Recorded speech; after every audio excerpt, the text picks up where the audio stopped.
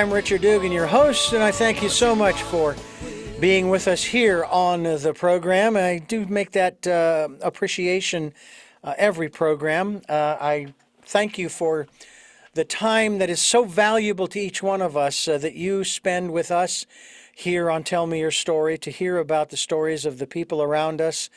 And I'm trying to, I've been doing this for over 40 years. You'd think I'd have it down, but hey, sometimes things get away from me, and I tend to, I have been critiqued for talking too much, for sharing too much, or let the guests talk more. Well, this is a conversation, and sometimes conversations are somewhat one-sided, but we don't want to do that here on this program. We want to make it two-sided and as balanced, if not more so, from the guest. Our guest today, I'm excited to talk about the work that she has for us today, the gift of the shift, SHIFT, the gift of the shift. It is discovering the key within to unlock your best life. And my guest today is the co-author. Along with Tracey MacDonald, we have with us Ann Papayoti. And I thank you so much for joining us on the program today. Thank you, Richard. I'm delighted to be here with you. I do have to ask at the outset, because I don't know why, but I just love that last name. Tell me where that's from. I married a Greek American. That is a Greek name. And in Greece, they have an S on the end, so Papayotis. But the S was lost somewhere when they came to the States. His dad came to the States, lost the S. His mom still lives in Greece, and on her doorbell, it has the S on it. Well, the O dropped off of Dugan, and many other Irish names coming over on the boat. So same thing happens here, only in this case with the Greeks, it's the S. I'm sure other nationalities, other letters are left at the bottom of the Atlantic Ocean. I'm sure. I am sure. When you said that, when you mentioned Greece, it brought back very fond memories back to the 80s when I was working at a station where I helped to produce a program on a Sunday afternoon called the All New Greek American Hour. And I learned a few phrases like Opa and Efaristo, Yeah. and Giro. Yeah. It's about Very good. Very good, Richard. Well, thank you. And I have to tell you, the people were fabulous. And actually, the wife was I believe she was Greek. I know the husband was. His last name was Borges. And we'd go to the Greek festival. I don't know if you have the Greek festival in your community where you go, but Yes. each nationality has such a rich heritage that needs to be shared. And you're sharing yours, not specifically your heritage, but at least what comes through you as a Greek American through your book, The Gift of the Shift. And I hope people will go to your website and pick up a copy of that. As we get started here, tell us, where is the best place for us to go, like your website, to find out more about you, and also maybe even to pick up a copy through Amazon. Fabulous. So my website is skyviewcoaching.com. So Sky, looking up. I want everybody to look up in life. So skyviewcoaching.com. And you can connect with me there. You can also direct link to Amazon for the book there, or you can go to any online bookseller to pick up the book, Barnes and Noble and such. Or if you want to support your local bookstore, they can order it from their Ingram Sparks catalog as well. There you go. Skyview is also the name of a program that I co-host here on the station, where we're looking at the sky and looking up there and seeing what we can see through various realms like astronomy, space, aviation, and weather. And in this case, it isn't going to be necessarily any one of those four. It's actually a fifth category. And I would have to put it under the category more so of spirit, of the soul, of the essence of who and what we are. Is that a fair assessment? That is an extremely fair assessment, in fact, accurate. Yes. How did you find this gift of the shift? So my co-author, Tracey MacDonald, and I, we met through our life coach training experience. And we were just drawn to each other, I believe, spiritually, actually. And we both just loved the power of perspective and how the human mind could change the human experience. And we started collaborating together and creating content together. And we recognized the title just came as through a casual conversation. And we created a workshop of the title, The Gift of Shift, talking about the change of perspective, to change not the circumstances of life, but to change how we experience them. And so from that, it took a few years, but I always told Tracey that we should write a book together, and she was not for that idea. But eventually she came around and we agreed to do this. And it was pre-pandemic. In fact, it was January 2020 that we started writing the book. And I know that you, Richard, believe in the power of story. And this is what the Gift of Shift is. It's a collection of personal stories, 6 of Tracey, 6 of mine, where we share how we went from sort of powerless negative states and ways of thinking and feeling and being, and shifted just our mindset, not our experience, into more powerful ways of thinking, feeling, and therefore being and experiencing life. And we told those stories to inspire readers to see that they could do the same. And so behind each story are 5 coaching questions, if you will, so that the reader can then reflect on how this theme of the story has played out in their own lives and answer these questions. And they may just recognize that, they're already past that, but discover and be reminded of a strength or a character trait from their life that helped them get through that, so they could use that through something now. Because like the weather, life keeps changing, right? And there's always another storm. Or they may recognize by reflecting and answering these questions that, you know what, I'm still stuck in that. I'm still carrying this with me in some way. And maybe it will help them move through, let go, and unlock their life a bit. You have, I guess you could call it an opening statement in the book that goes to all the people, circumstances, and experiences shared in these pages. Each played a significant role in developing and shaping us into the women we are today, referring to, of course, to you and Tracey. Thank you for being the bearer of these gifts in our lives. We are both grateful and humbled.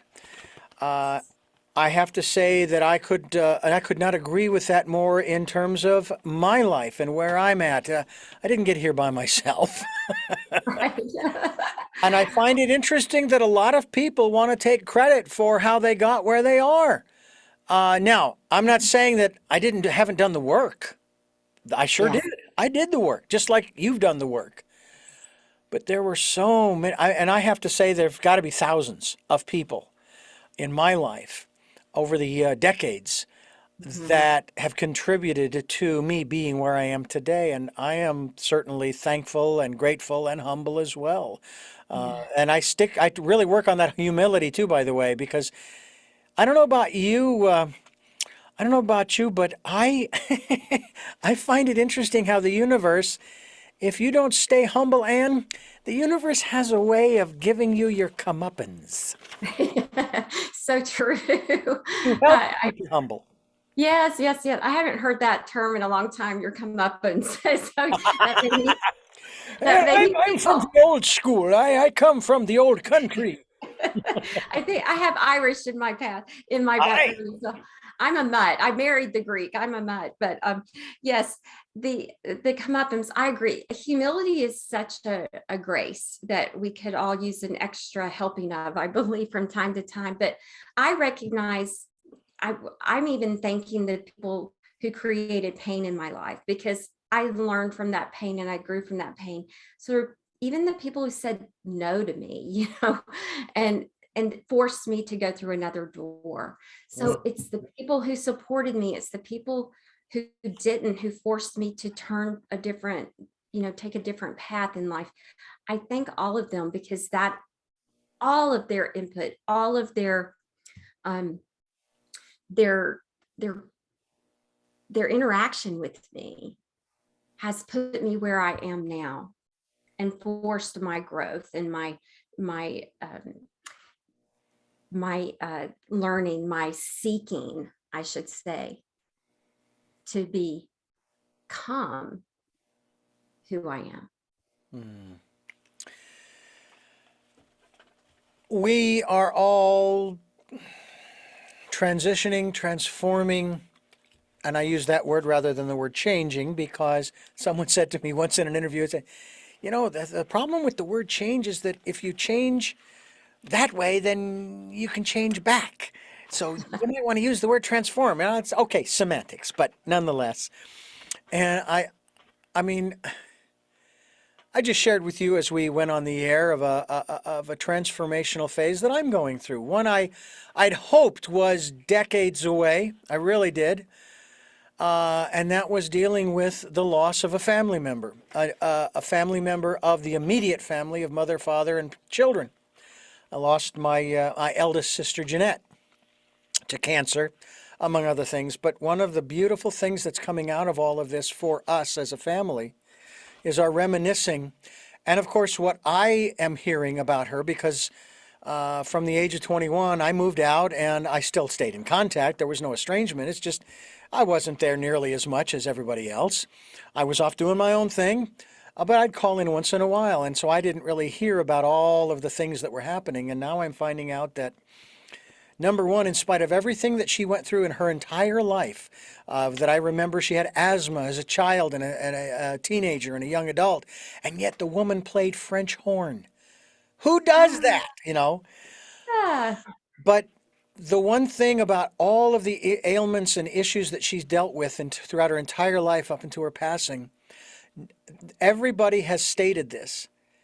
Not once, she never showed it, let's put it this way, did she ever show any bitterness. mhm. No bitterness at all. She is was the most soft-spoken yet strongest person in our family. As far as that's concerned. I mean, God, what a lesson that I, as her brother, younger brother, could learn. Because I had a morning like you wouldn't believe, just getting into work, where I was ready to just, you know, thank God I kept my wits about me and I didn't try to get out of the truck and, you know, you just turned and oh my gosh. So when we are talking about these beautiful gifts, and you list them obviously here in the table of contents, and some of them we're going to touch upon as we continue. But I want to bring to our listeners' attention, there's space in here for you to write because they leave some questions for you to answer, some statements for you to address, and so forth. And we hope that you will pick up a copy of The Gift of the Shift from the authors, both Tracey MacDonald and my guest, Ann Papayoti, and we are talking with you here on Tell Me Your Story. I'm Richard Dugan, your host, and I am very grateful that we have Ann Papayoti with us. I'm also very grateful that I'm getting the name right just about every time. I do have to say, Ann, to me it is the height of disrespect to mispronounce someone's name. Now, I understand that the folks at Ellis Island, they were not real happy with what they had to do, but they were changing people's names left and right because they couldn't pronounce them. Mm. And I get that, and I'm not casting any judgment on them. But today, here we are. I'd ask you before. I could have asked you before the interview. Well, how do you pronounce your last name? But I figured it out. I mean, it made perfect sense to me. Papayoti. And so it's one of those things that I mean, it's especially if I messed up on your first name, Anne. I mean, if I messed that up, but I believe it's a great deal. It's a sense of respect that we show to one another. Could that be one of those gifts under one of these categories that we might talk about a little bit? It could be. I think just respecting others is definitely a gift. It's something that we may have to learn in life. It could be one of the lessons that we learn for sure. So we can talk about that. But what I love that you just shared about your family story, I just want to say, Sure. is you found the gift beyond the grief already. And it's been just a week, I believe you said. Mm-hmm. You've already shifted from grief, not that your grief is finished by any Oh, means, yeah. but you've shifted and you've found a gift, which meant, and I know that kind of grief. I lost a child, so I know that kind of really deep, excruciating, indescribable, sometimes unfathomable grief, but to be able to focus on something else. And the whole premise of positive psychology is not to deny that the bad exists in life, because it does. Mm-hmm. We lose people, literally. Mm-hmm. But to focus on the positive, because both exist. And that's what I'm hearing your family doing. And I just want to say to anyone who's listening, who's lost a family member, and so many people have, during this difficult, time during the pandemic, loss has been such a focus. But to positive focus on that, for you to share the stories of your sister's life, and to find the beauty that she shared that you all can take from. I just wanted to say that's the gift of shift right there. And I'm sure that her husband, Perry, would agree that she was a very graceful individual and woman. She obviously, before the instability started to set in where she had to walk with a cane, even before then, she didn't move really fast. It was a slow but steady move forward, shall we say, both physically as well as in her career and the things that she was doing. And I have to say also, folks, that she made second chair French horn in the Scottsdale Symphony Orchestra probably 8 to 10 years ago. So that is how good my sister was. You don't get into, especially the Scottsdale Symphony Orchestra there in Phoenix, in Arizona, just because you know somebody. You got to be able, you know how to play, and she did. Uh, One of the that's other gifts that I wanted to talk to you about, and we'll be going back and forth here, which I think is real interesting to me, because I used to feel a little bit like the gift of Charlie Brown, and I think we've all felt that way from time to time, where he didn't get, shall we say, the respect that he deserved. I don't think you would consider what happened to him to be necessarily bullying, would you? But he was kind of a melancholy kind of guy. yeah. Actually, I should say He was always, is. yeah. And and Charlie Brown, I chose The Gift of Charlie Brown as the title for that particular chapter. Is actually the one that's about the loss of my child. I chose it to talk about grief, good grief. But let's talk about Charlie Brown. He was always looking down. Like you said, he was melancholy, always looking down. But Snoopy, his sidekick, was always looking up. Yeah. Remember the Red Baron, his match. Anyway, so there's a quote in, I put it right. And Snoopy is always on top of his house, looking up, looking at the sky, dreaming, daydreaming. And there's a quote from Snoopy that is in the book. Something about there's always something good to come, but you have to look up to see it. Just got to look up. And I'm also talking about Charlie Brown finds the true meaning of Christmas. We all know that story where he's got the little tree that's falling over. I have a little Yeah. Charlie Brown back here, a little statue. I know if your YouTube watchers can see anyway, and you can't, but someone gave me this because of that chapter. And he has the little tree, and he's like, Christmas is ruined, nothing's right. And then during that play with all of his friends, his characters, Linus is reciting this poem. And Charlie Brown has this aha moment where he recognizes the true meaning of Christmas had nothing to do with the tree. Yeah. And he goes outside with this tree and he looks up and he has this moment. Well, that's what I had after the loss of my son.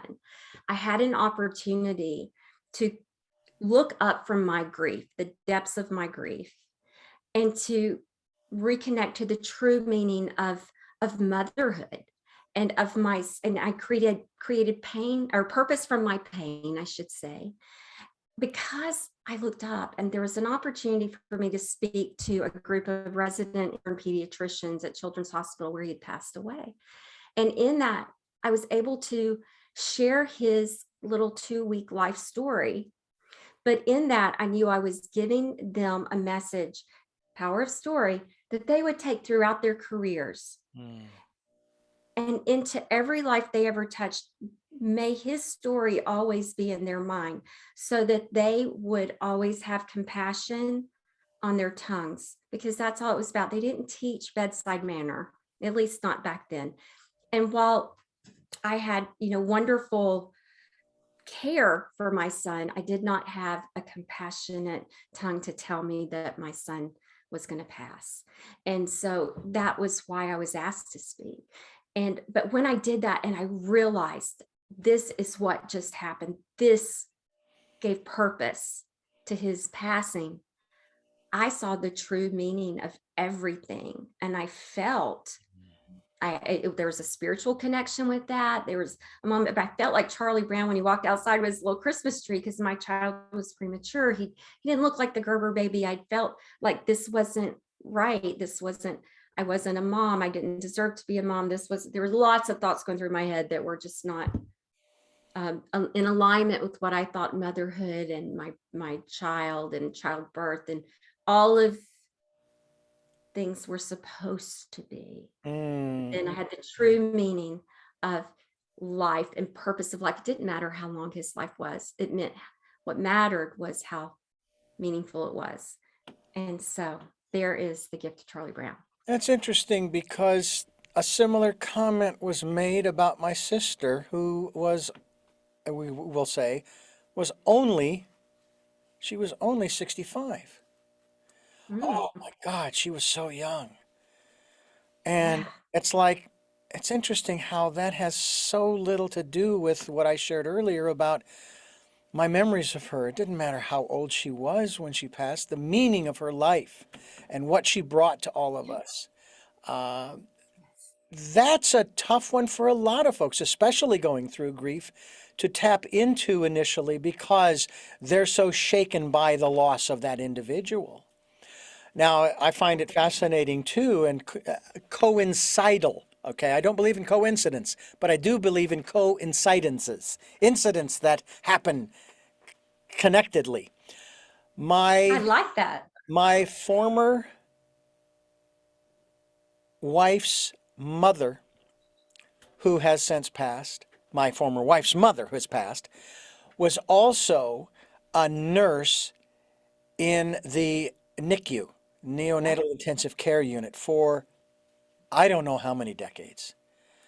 And I don't know how she managed to maintain her, her mental stability through all of that, because you're watching kids, and she had so much experience. She knew when a child came in there whether they were going to make it or not. They would still do everything they could, but they didn't. She knew. Yeah. And that's also a hard one for the medical profession to recognize. I've kind of brought this up a number of times, and we'll kind of move out of this in a moment, but the medical community doesn't know when to say when. Yeah. I mean, I suppose, I am assuming my sister actually, she passed in her home, which I think is fantastic. Just like my grandmother on my mother's side. She was in our home at Thanksgiving when I was maybe 7 years old. And we had just watched that night Sound of Music, her favorite movie. That was my mom's. Yeah.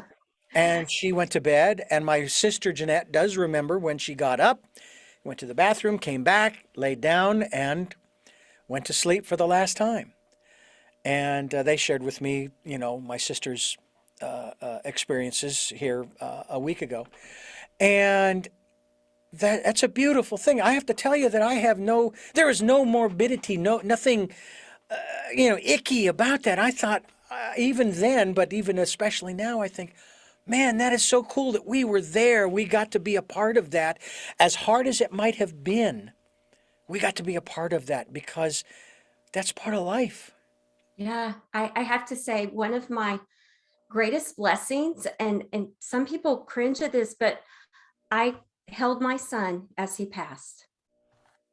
They took him off his respirator. I told them they're going to have to throw me off the building if he tries to breathe, but they said no, he's tired. He's medicated. He's on morphine. It's a good time. It was after the surgery that was, in an effort to save his life, but it was the last ditch effort. Hmm. And and I got to hold him for the first time. When he was born, he was whisked to the NICU. So I never had been able to hold him. I was only able to let him wrap his fingers, his little hand around my finger. So I had never held him. So it was very bittersweet, but I held him as he passed. I was also with my dad as he took his final breaths at our home. Wow. And I just got a call that said, if you want to see him, you need to get home. Hospice had just been called in 2 days before. So nobody thought it was about to happen. And I lived out of state, but I made it. And I told him to wait for me. I told him, please tell him. And he did. And I saw him, my sons and I were with him for his last 3 breaths. I was with my mom as she passed, and she passed 11 days from diagnosis to passing. And I was living in Canada at the time and had come home to Alabama, went back home for a few days. We thought she had 3 months. So I was, again, blessed that I was actually there and with her.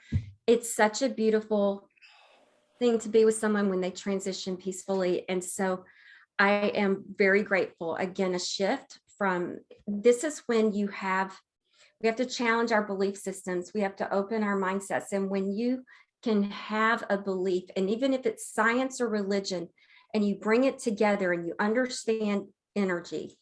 Yeah. I don't care if you bring it from science to religion, this is where they match. Yeah. That energy cannot be created nor destroyed, only changed, transformed, whichever word you want to use. Then it's gonna, when the energy is gonna leave the body, where's it gonna go? It's gonna go somewhere. So whichever belief, however you want to use it. Yeah. This is where religion and science meet. Science just doesn't tell us where it goes, Right. and religion does. Mm-hmm. We're talking to Ann Papayoti. The book is The Gift of the Shift. And the website, once again, is Skyview Coaching. Coaching. SkyviewCoaching.com will be linked to that website here on Tell Me Your Story. I'm Richard Dugan, your host, and it is such a pleasure to talk with Ann Papayotis about, well, there is no S on the end of her name, but we'll throw it in there for the sake of accuracy. Talking about the discovery of the key within to unlock your best life. You have shared so much about what most people would consider to be very painful memories. And yet, and I know that this is not due to a lack of emotion and connection, but probably due to an abundance of work that you have done to work through to where you're able to share this, and correct me if I'm wrong here, without breaking down and please, unapologetically crying. Please, folks, don't apologize when you cry. Do you apologize when you laugh? But it seems like Exactly. you have a strength there. Yes. And it's something that was built. It's not something that was instant. And there are still times that I'll cry Yeah. over, my son, and he would be 28 years old now. There are still days that I'll cry over the loss of my mom, who passed in 2017, or my dad in 2005. I know these dates because they're meaningful. Yeah. But I've created, again, as I was talking about the premise of positive psychology, I choose, and it's a choice, and I have to choose it again every day, Richard. I make the choice to focus on the positive. So I focus on those memories. I focus on the fact that those 70, pediatricians to be then that are now practicing are remembering Jansen's story, so that it doesn't take them more time to do. They don't have to hold the people's hands. They don't have to become but they can use compassionate tone and they can look them in their eyes. And going back to that respect you talk about, that's in this chapter. Look them in the eye and know their name, and know that child's name when you tell them that their child is not going to make it. Yeah. That's all. It was 3 simple things that I needed from that man. I did not need him to hold my hand or cry for me. I did not. I needed the respect of a compassionate tone and to look me in the eye and to know my name and my son's name. That's it. So that's what I'm talking about. But I will still have these little moments, but I shift quickly. I shift quickly from the sadness to the gladness that they were in my life, and that I had these opportunities to learn from them and to now help others because of them. It's the gift of the shift that we're talking about here on the program. Ann Papayoti, and we are here on Tell Me Your Story. I'm Richard Dugan, your host, and I want to ask you about one of the other chapters that I'm going to say it actually goes along with this conversation. The gift, and this really, man, it's to me, it's so powerful because we're always looking for them. The gift of the superhero. Ooh, yeah. We're always This is, looking for that. we are, aren't we? And I think we often look in the wrong places, but the gift of superhero is one of my co-authors' chapters that we discussed it in great detail, because what we were wanting to capture in this story was for us personally and our readers to notice and be grateful for the people who've made a difference in our lives. Notice and be grateful for the people. And sometimes it's just those little things. And Tracey starts with a story about some people who simply gave her a ride one day, that took her out of what in her gut told her was a dangerous situation. She had to choose this or strangers, but both felt dangerous because her mindset said, don't get in the car with a stranger. But her mind also told her, this is bad. This is the only way out. And she was lost in the moment in a city that she didn't live in. And she never saw them again, didn't know their names to even thank them. So she wanted to recognize that. Well, in this age of COVID that we're living in, there are a lot of superheroes in our lives that we don't recognize. And certainly I think we can all acknowledge our healthcare workers, our essential workers, the delivery workers, all of these people that maybe went unnoticed before came to the forefront. We can notice them as superheroes that kept us going, kept us moving forward, kept us supplied, kept all of these things in general as a collective. But get down to the personal level. Who have been your superheroes? Who have been those kind of people that just zoomed in, whooshed in a moment of need and flew out and they're gone?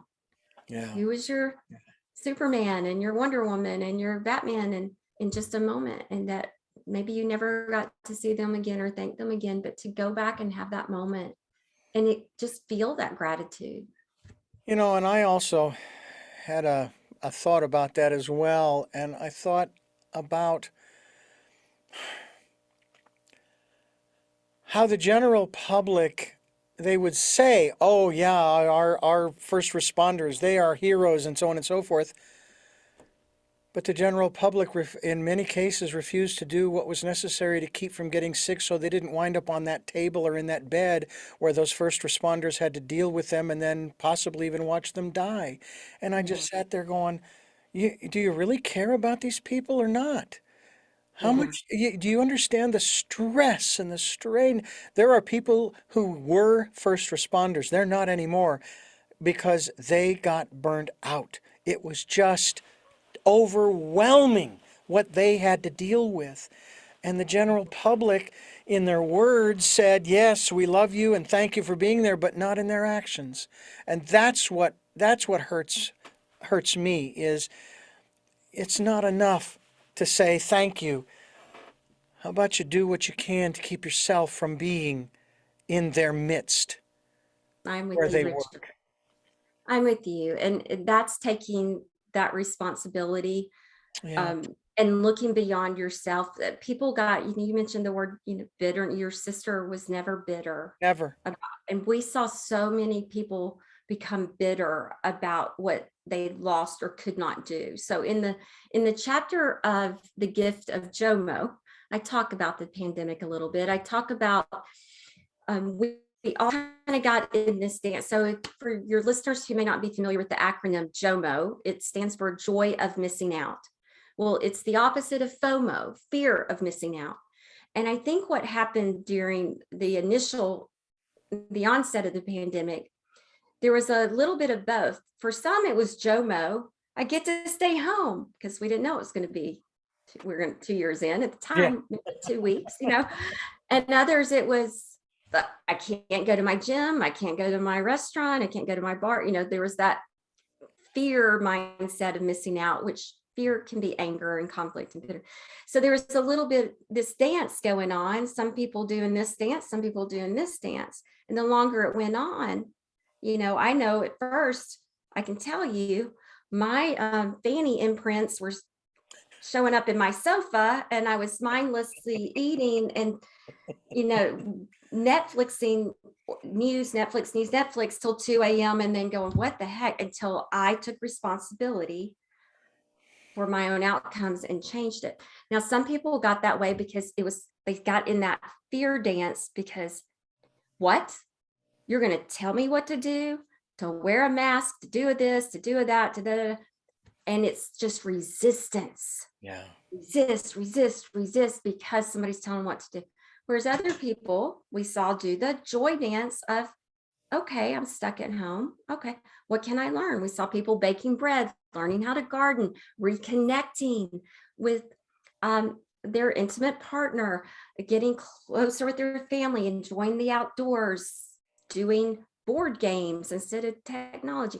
So we saw this dance, and people had to decide if they were going to put fear in the corner or not. Well, 2 years into it, I'm seeing, at least in my practice, a lot of people who are regretting putting joy in the corner because they were so resistant. But when it gets to this, what you're talking about with the healthcare, Tracey and I've done some workshops for some healthcare employees, and you're right, this burnout, and they saw a lot of both. They saw people coming out and applauding them and doing things for them. They heard thank yous, but they also would go to a store in a mask in a place that didn't require a mask and get ridiculed for wearing a mask. And they're like, don't you get it? And don't you hear our cries about, please just help us help you? And so, but that's what happens. It's the fear mindset that's resistance and bitterness about what's being taken away. When people are in that place, they only see what's happening to them and their pain, their frustration, and they can't think about others. They don't see the bigger picture. Even though they may say they do, they don't, because it's high ego, low awareness, and it's a low energetic vibration. Yeah. People who chose joy were in a higher place and saw a bigger picture and that they were part of a bigger picture, and they played their role in that. Ann Papayoti is my guest. The Gift of the Shift is the book. Skyviewcoaching.com is the website. And this is Tell Me Your Story. I'm Richard Dugan, your host, and it is a pleasure to have Ann with us here, co-author of The Gift of the Shift. I do want to say this before we go any further about what we've just been talking about. We're not passing judgment on anybody for what they did during the pandemic. Not at all. We're asking people to take a look at what they did during the pandemic, at the very least. And I'm not casting aspersions, and I know Ann is not either. We're just sharing our observations. As always, that's all we do on this program, is share our observations of what's going on in this world. One of my observations has to be in regards to, and I've said this before on the program, I love saying this because I'm very much into numbers, and I'm very much into bigger numbers each time. I have a best friend who I've known since grade school, and we went through grade school, high school, and college together. We've stayed connected over the years, even when, of all things, my best friend was homeless and called me, probably asking me for money. And the best I could do is offer him the suggestion that he was still in his hometown. He still had the network that he had, and that he needed to go to one of those friends of his and say, look, if I could just stay with you for a little while till I get myself back up on my feet, it would really, really help me out. And he found one who did, and he is back on his feet. I have known him, this is what I love saying, for 50 years. Now, I'm only 61, okay? But I've known him for 50 years, half a century. And I don't know why that's cool, it just is. But you have a chapter, the reason I bring it up is you have a chapter entitled The Gift of BYOBFF. Yeah. Yeah. So this is about being your own best friend. Oh, Oh, yes. Well, this is because why? Because we're always with whom? Ourselves. yeah. Who are we always talking to? Who do we talk to like we would not talk to anybody else like? Yeah. We would never talk to our best friend or someone we've known 50 years the way we talk to ourselves sometimes. We are our own worst critic. We self-punish.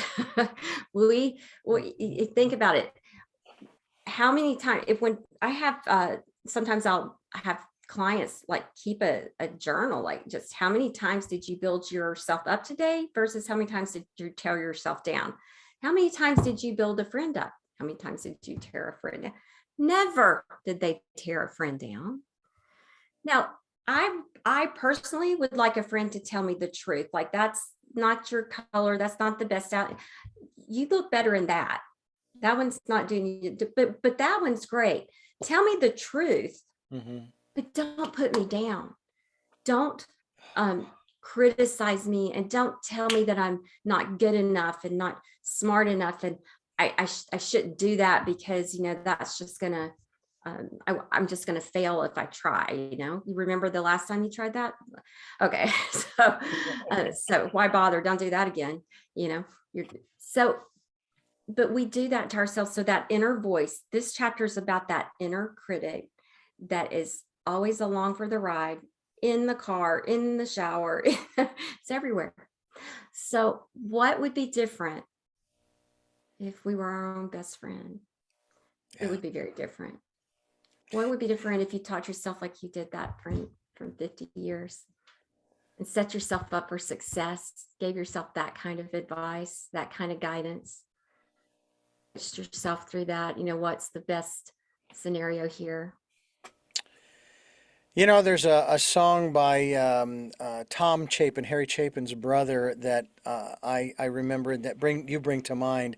And one of the lines in it is, old friends are better than new friends because they know where you've been.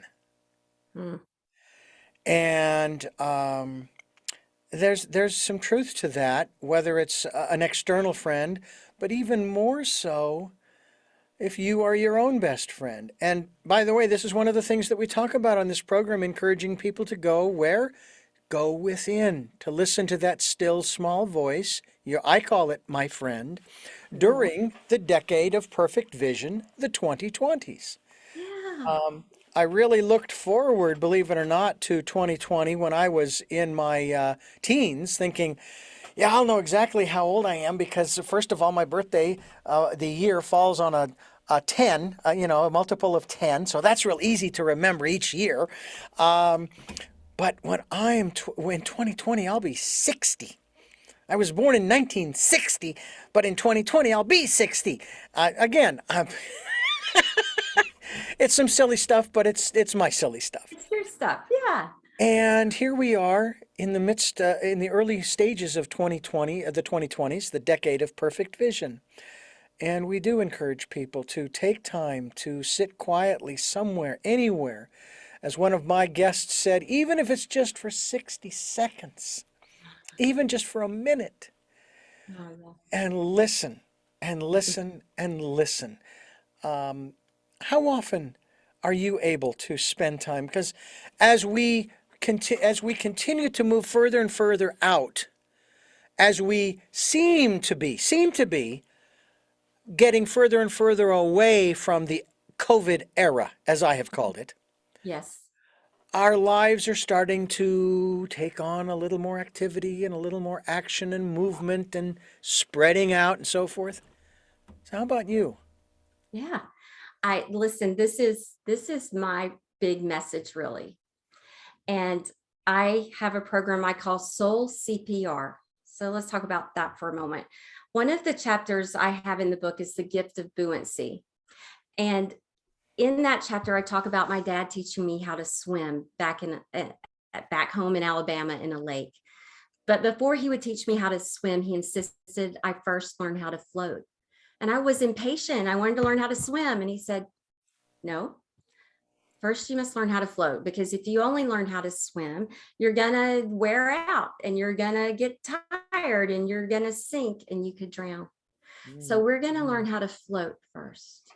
And I had no idea how important that lesson would be, Richard, throughout my life, and now foundational to my life's work. So floating, think about it. When you're lying on your back in the water, you have the sky view, the whole sky above you. Your ears are underwater. You can hear your breath. You can hear your heart. Yeah. So you reconnect. So this was all about being still, like you're talking about, that reconnection, recharging, refreshing, getting a new perspective. Because when you're just swimming, you're only focused on what's right in front of you or what's right below you, and just go, go, go, go till you wear out. Mm-hmm. And so what I did wrong in life, I had a happy childhood. It wasn't until my early 20s that I learned that life has a way of pulling us under, so to speak. And I got, capsized upside down in the water. And when I finally kind of righted myself, I just started swimming. I didn't take the time to float and listen and reconnect. And when I just started swimming, I wore out and I climbed in the first boat. Well, the first boat was the next wrong thing. And then when I got capsized out of that one, I just swam to the next one and it was the next wrong thing. So I ended up, in a series of sort of toxic relationships with friends taking advantage of me, and then an abusive marriage, and then therefore divorce. And anyway, thing after thing after thing, because I didn't do what I learned to do, which was to float and be still, this thing that you're talking about. But then I did. And now I do. But so what I do with the people that I work with is we first float. And by that, when I say soul CPR, because I realized I lost myself, I denied myself. So connect the dots. So look back first. You got to do this while you're floating, while you're being still. Connect the dots of your journey and understand how you got to where you are. Because like the menu in a child's restaurant, and you're connecting the dots to create, sometimes it's not what you expect it to be. Oh, that's what I did. Oh, that's where I did that. The good and the bad, the celebrations and the traumas, so to speak. Okay, that's how I ended up here. Okay, that's where, yeah. And then pinpoint the pain. Here's the emotion that I'm still holding on to that's got me here, and why I feel stuck, or I'm still making decisions that keep me in these patterns. That's the P. Then the R, recover the truth of who am I? Oh yeah. And I recover that, restore your soul right here. Then you know which boat to go to. You can swim with strength and confidence. So that's soul CPR, and that's what I do. So to answer your question, yeah, just before you and I went online today, I just took a walk outside. That was my being still. That was my floating. I just went outside and I literally looked up at the sky and I took a few deep breaths and I felt the wind in my hair and on my face. And I grounded myself. And then I came in to meet you. I will say that it's interesting how it goes back to my sister. Jeanette, we had a neighbor who had a pool next door when we were kids growing up. Of course, the biggest challenge was always in the summertime going to mom and dad saying, Mom, Dad, could you take us swimming? Because we could never go alone. We can go without adults. Could you take us? And of course, it was always somebody had to be chosen. It was like, okay, you got to walk the death march to get to the mom and dad to ask them because they might kill you. But my sister Jeanette could float on her back in that pool. Now, I have never learned how to float on my back in any body of water. However, I can float face down just fine. All right. And I can swim. But your father's point is very well taken about swimming versus floating. And I try to do this, and someone's like, well, there is no try. There is either do or don't do. Yoda. But it is really important sometimes to use the metaphor of floating, to pause, not just to look around, but I used this analogy, and it kind of came up rather interestingly, of allowing yourself to be taken by the river. Just let yourself go. Let yourself be carried by the currents. Yes, there will be some rapids down the river, but then it'll smooth out again. And yes, the currents might take you close to the left bank and then back out and then the currents might take you to the right bank and back out. And all different kinds of things might happen. But if you just allow yourself to relax in the water, just let it carry you. Yeah.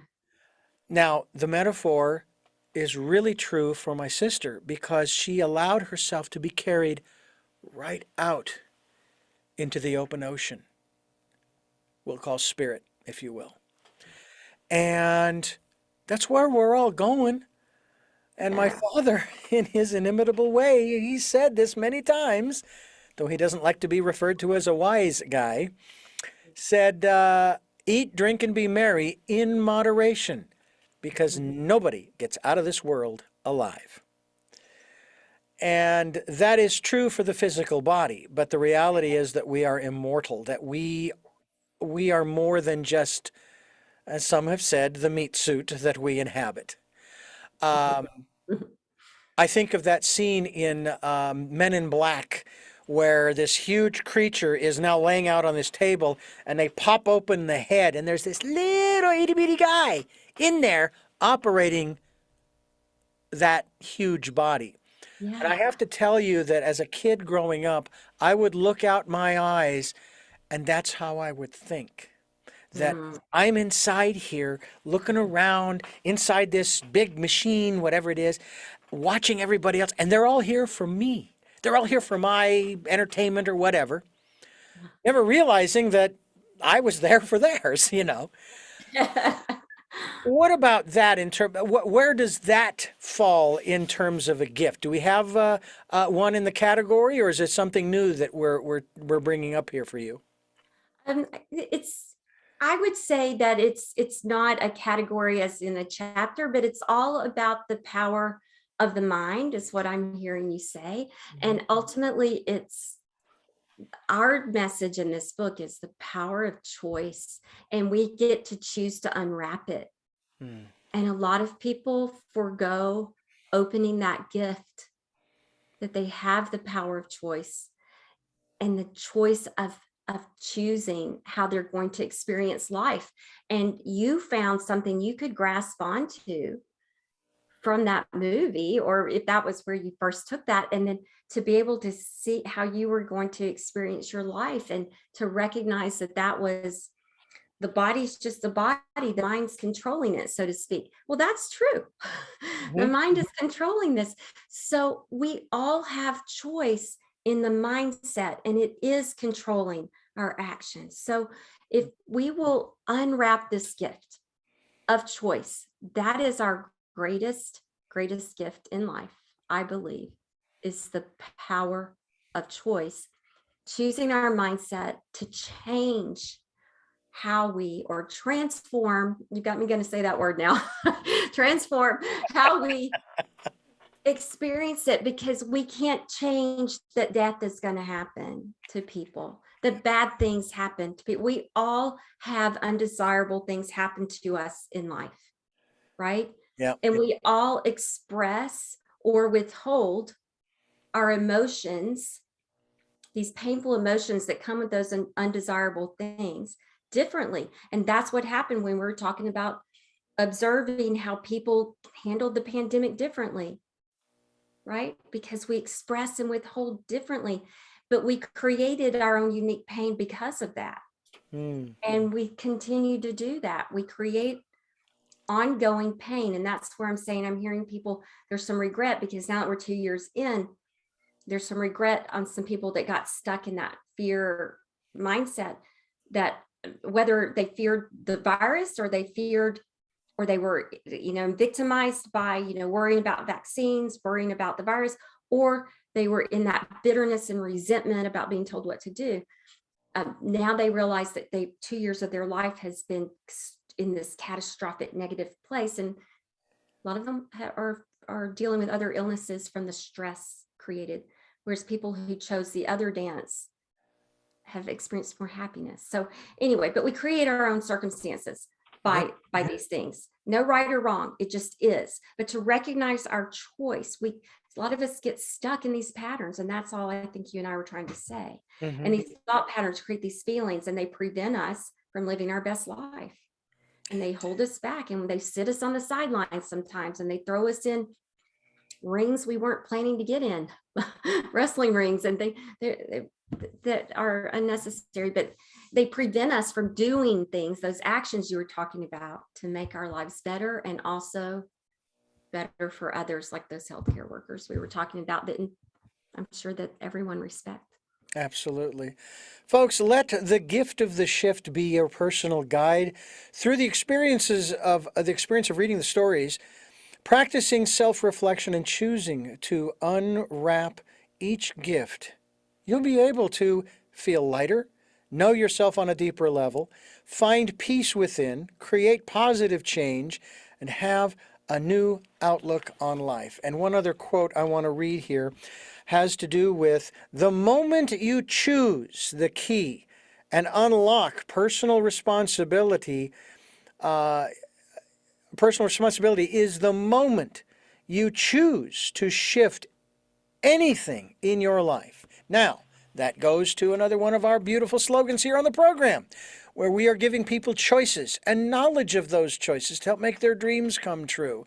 One of the things that I loved in a conversation with a guest a long time ago was having to do with choices, and how, I guess, the old saying, or whatever it is, the philosophy about how we are where we are right now because of all of the choices that we have made before this point. In other words, all the choices that I've made in my life from the very beginning have brought me here to be with you, Anne. Can you Yes. believe that? Oh, I didn't know it at the time when I was 7 or 14 or 21, but here I am at 61. I'm talking with you, Anne. Amazing how that happened. Yeah. Now, take that into the future. All of the choices we make from this point, where will that put us? And I loved what my guest said. He said, well, think about the third possibility. Mm.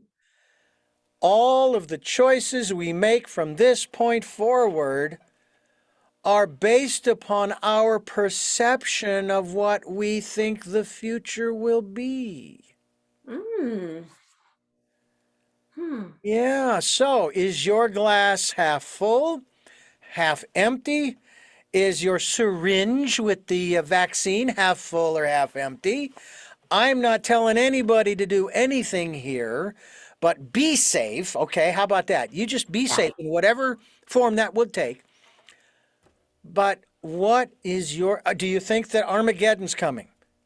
And if that's your perception of the future, then all of your choices will be based upon that perception. I happen to believe that we as a species are not on our sixth extinction event. That's what I choose to believe optimistically. Whether that happens or not, I don't know, but I'd rather believe that, because you know what? I just feel better thinking that, okay, it's going to be fine. It's going to be all right, you know? Then my choices are going to reflect that, that I'm going to continue to do this program. I'm going to continue to talk with people like you and so forth. Your Yeah, thoughts on all of this? absolutely. So again, choice. We get to choose our beliefs, right, Richard? We get to choose our beliefs. So why not choose what empowers us Mhm. and gives us this best life experience while we're here, rather than what disempowers us or keeps us in fear and puts us in darkness?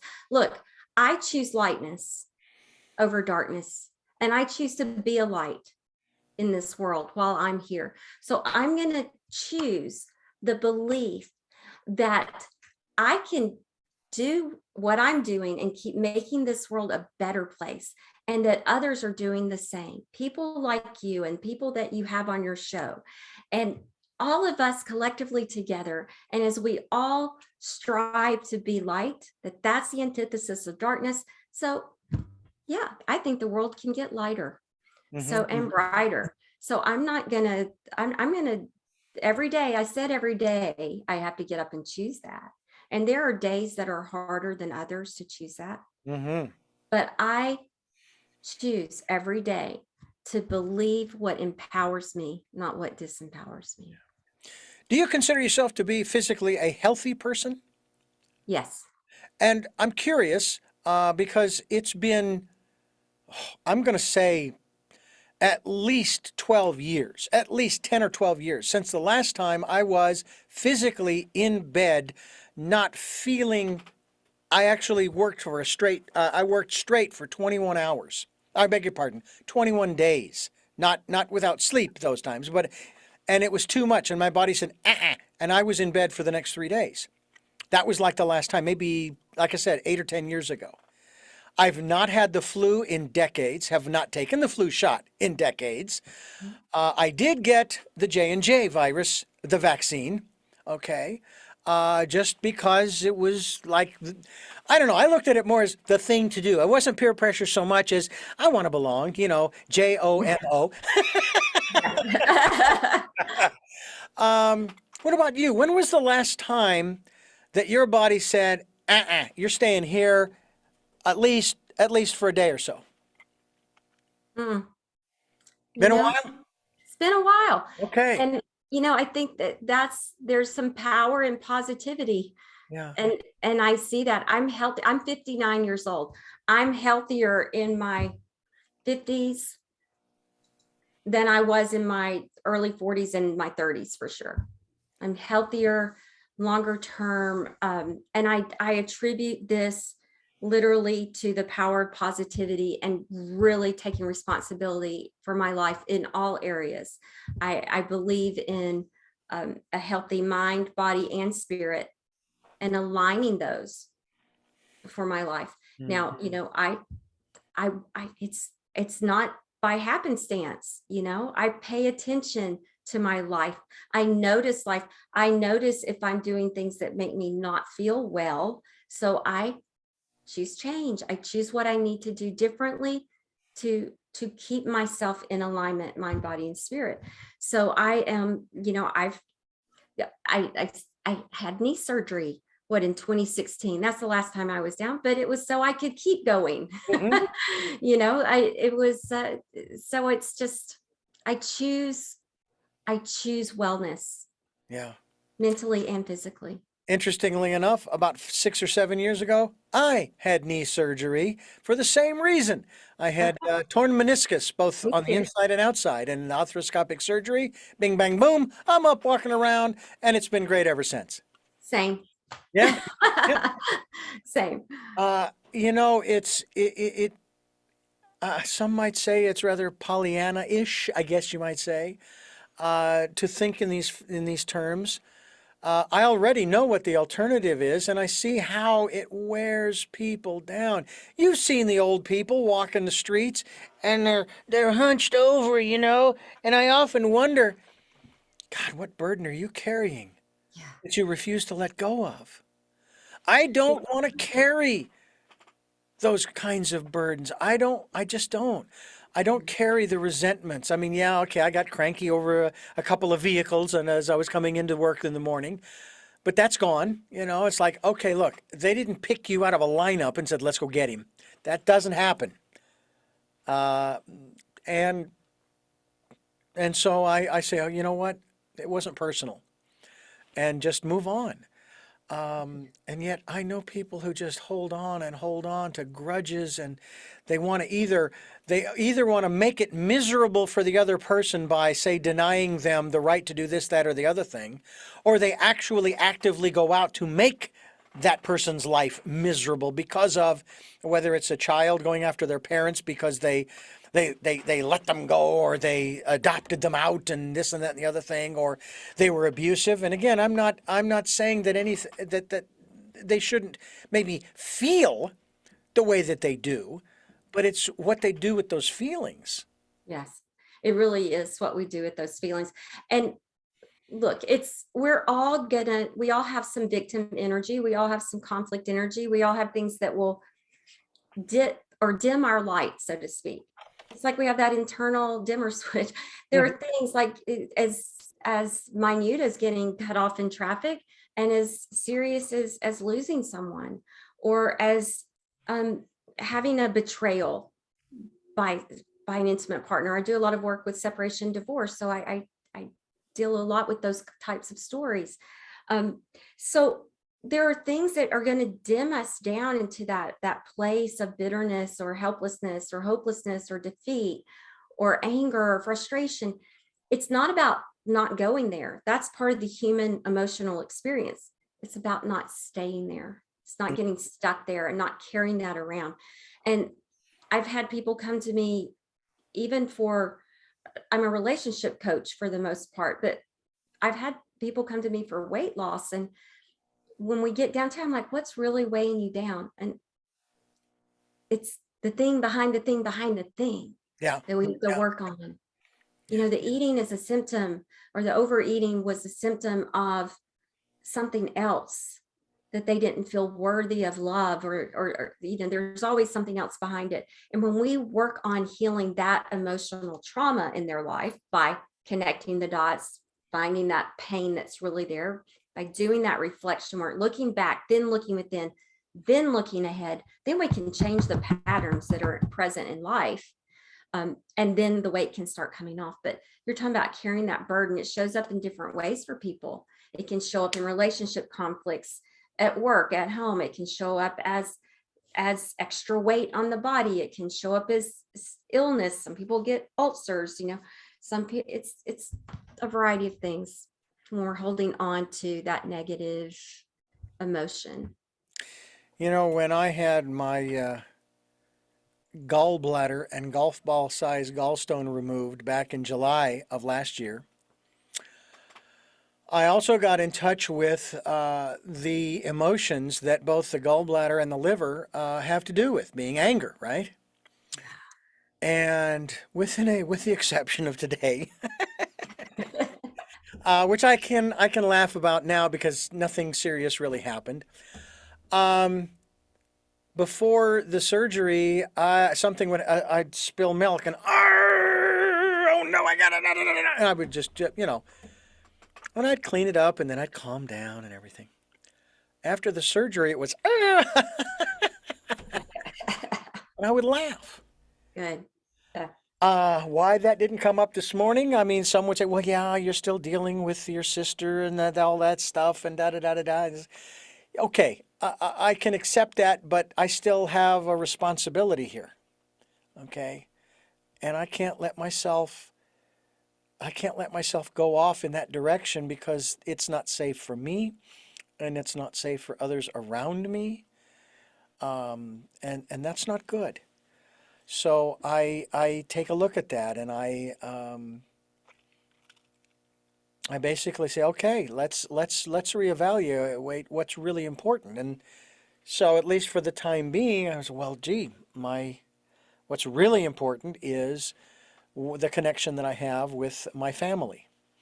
And even my sister, though she's passed, she's not gone. I mean, that's one of the other aspects of this world that has also been a misnomer, is that when somebody's gone, they're gone, never to be connected or talked with or communicated with ever again. I've been talking with my sister this entire week that she's been gone out of her body. Beautiful thing. Yeah. Um, I even apologized to her for getting upset this morning at the two drivers. I said, I'm sorry. You embodied the epitome of love and compassion and contentment and no bitterness. And here I am, da da da. What a great way to honor her. You know? To talk to her and to Yeah. remember those traits about her, to use that to help you shift. That's what you did. And what I'm also hearing from you is that great self-awareness, that catching yourself starting to feel that anger or negative emotion that's not going to serve you. It's not Yeah. going to change the circumstance. The only one who's going to get hurt from it in that moment is you, and then anybody else that it may affect. And that's the whole premise of emotional intelligence, is recognizing, understanding your own emotions, how they affect you and others. And so it's all about self-awareness and then conscious choice. And that's what you did and exemplified so well. Ann Papayoti is my guest. The book, The Gift of the Shift, here on Tell Me Your Story. I'm Richard Dugan, your host, and it's a pleasure to talk today about discovering the key within to unlock your best life. Epitomized by an interesting poem. I should have pulled it before the interview here, but it's by an author whose last name is I believe the last name is Tiberius. I can't remember the first name. And I think it may have actually been a song, but it was a poem nonetheless. And it's about the gods. Oh, And they're kind of talking here about how, man, he's becoming more and more self-aware. He's getting smarter and smarter, and pretty soon he's gonna know what's going on, and he's gonna want to have control, and he's going to want to know about who he really is or she really is and so forth. We better hide this stuff. So they begin the process of debating. Where should we hide the truth of man? And well, I'll tell you what, we'll hide it in the depths of the ocean. No, man will find a way to get down there. How about on the highest mountain? No. They'll find a way to climb up there. And they go down a litany of places where they could hide the truth from man until one chimes in. I know where we'll hide it. We'll hide it in his heart. He'll never look there.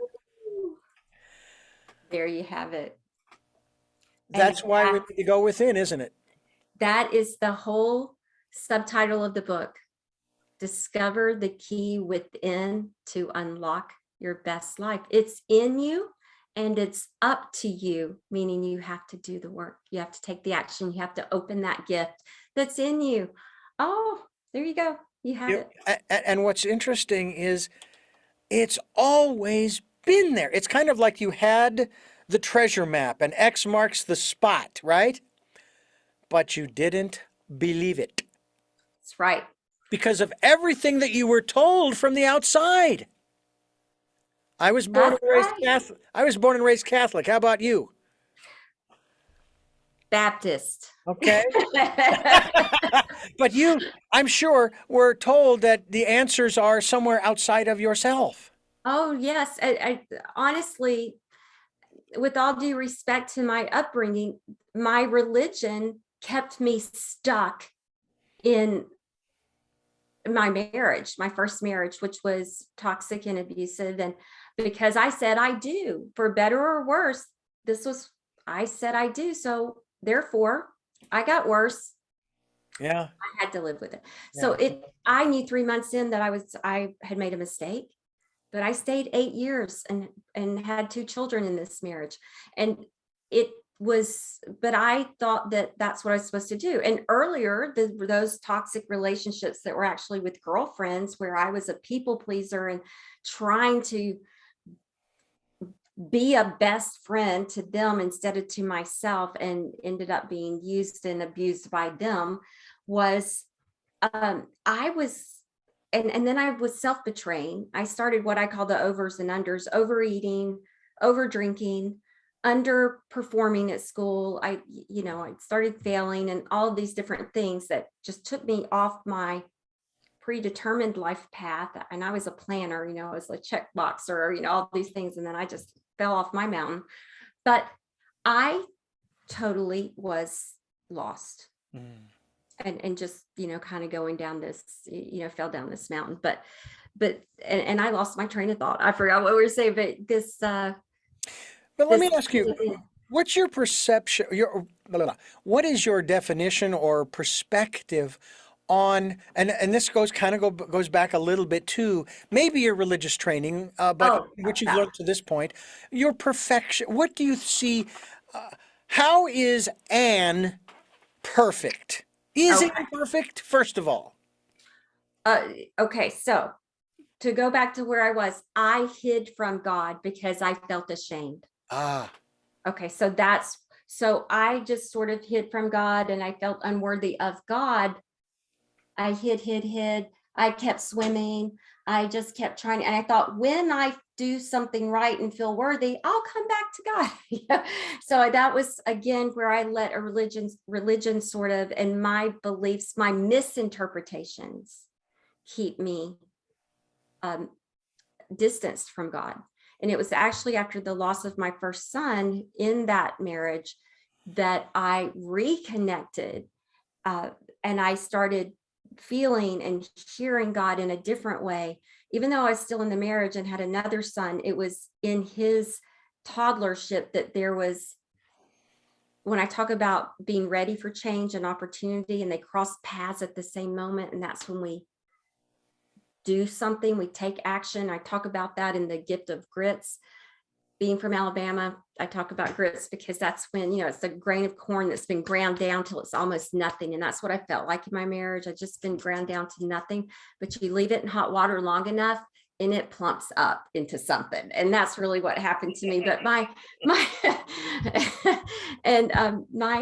son at 22 months old knew the difference from right or wrong. He's always been true to himself, still is to this day. And he, stood between me and his 6'4" father, and I'm 5'3" if I stretch, and said, "No, Dada, no, Mama, Dada, bad." And that was my moment of being ready. I'd been building myself after the loss of my first son, knowing and connecting back to God, and I was being prepared, an opportunity. And in that moment, I told my husband he had to leave. He laughed at me, and it was still a difficult transition in my life, but I stayed true to myself from that moment. I describe it like being on the high dive and you can't go back down the ladder and you're shaking and frightened and scared to jump, but I did it. mhm. And it was exhilarating and frightening at the same time. But that is what I call courage. You do it even though you're scared. You do what you know you have to do. And that's what I did in that moment. But when you say, am I perfect? I'm perfectly imperfect as humans are. And I recognize now that I'm fully worthy of love Mhm. by God, by friends, by my husband, and by me. And that was the big one to conquer. I was hoping you would say that. I will give you a very brief definition of what I think perfection is.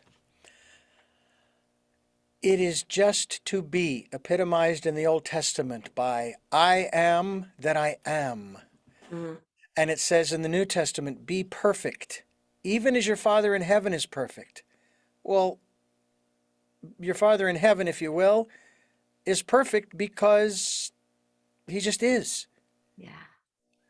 So if we just, this is grammatically incorrect, if we just be who we is, if we just be who we are, Yeah. that's enough. Yeah. And I Yeah. love the fact that I feel the same way. I start with me, and I then move out to my wife and my family and friends. Yeah, God is in there because God is in my wife and my family and my friends.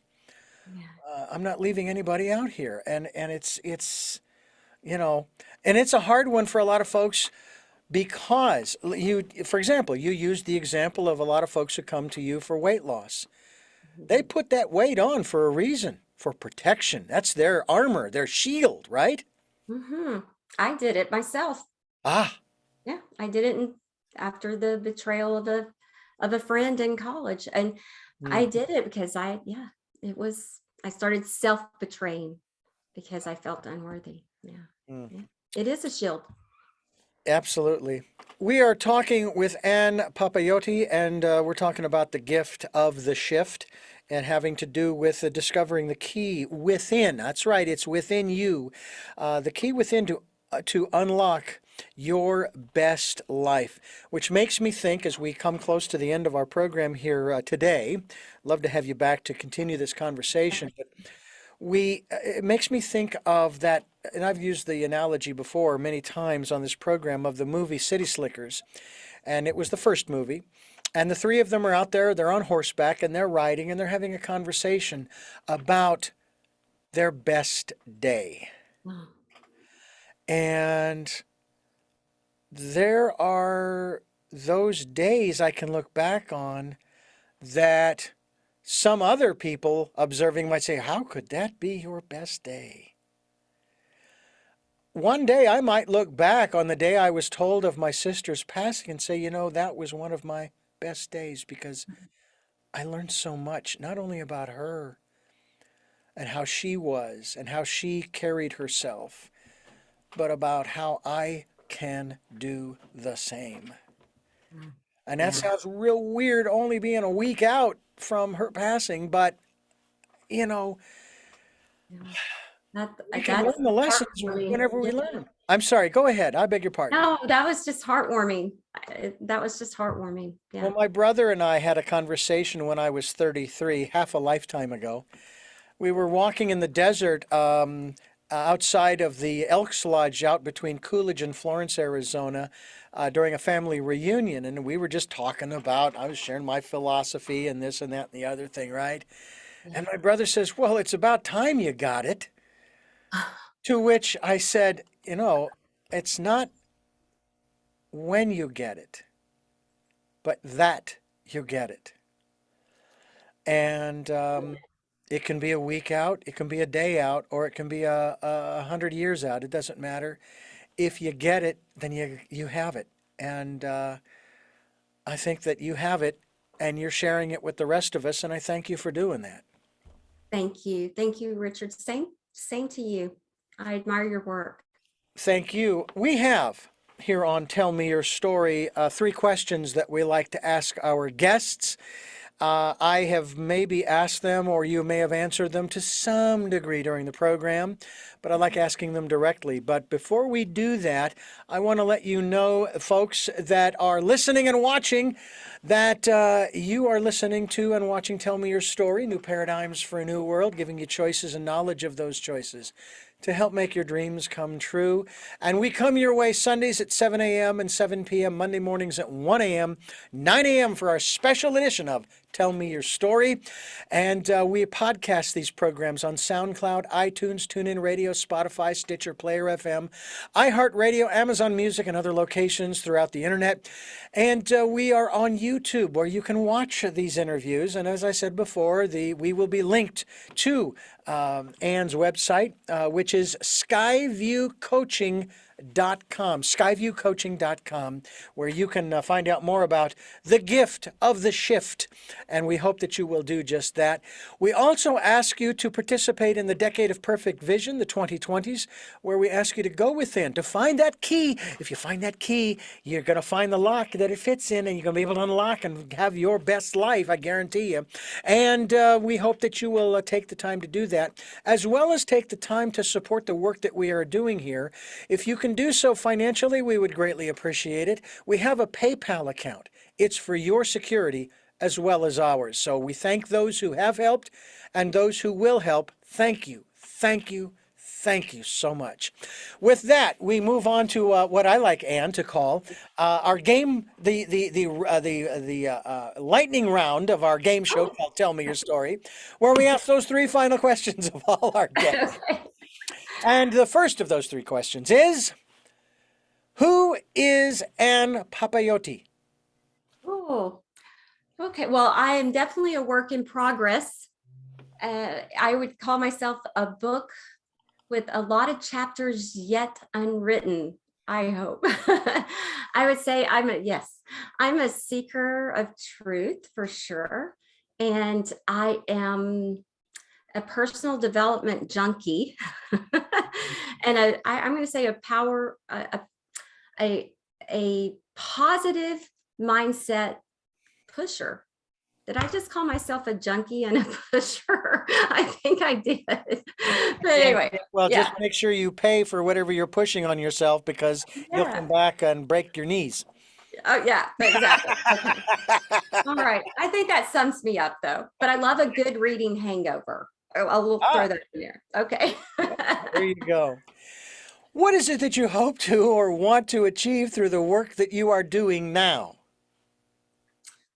I I truly hope to wake people up to truly first, I guess, noticing their life, and then to to recognizing that power of choice that we've been talking about, Richard.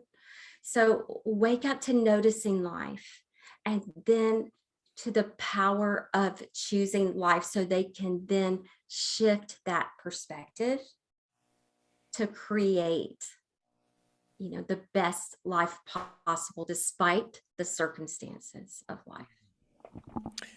And finally, what is your life's purpose? My life's purpose is to be a light worker. I'm a light worker, is how I see it. People have asked me before if I'm a thought leader. I said, no, I don't believe I've had any thought that someone before me hasn't had. But I believe my purpose is to be a light worker and to shine the light on the path behind me, because I've come ahead of some people that are going through some similar experiences, so that they can see through their darkness, and they can then turn around and shine the light on the path behind them for the people following them. That's all. Just to shine the light in the darkness.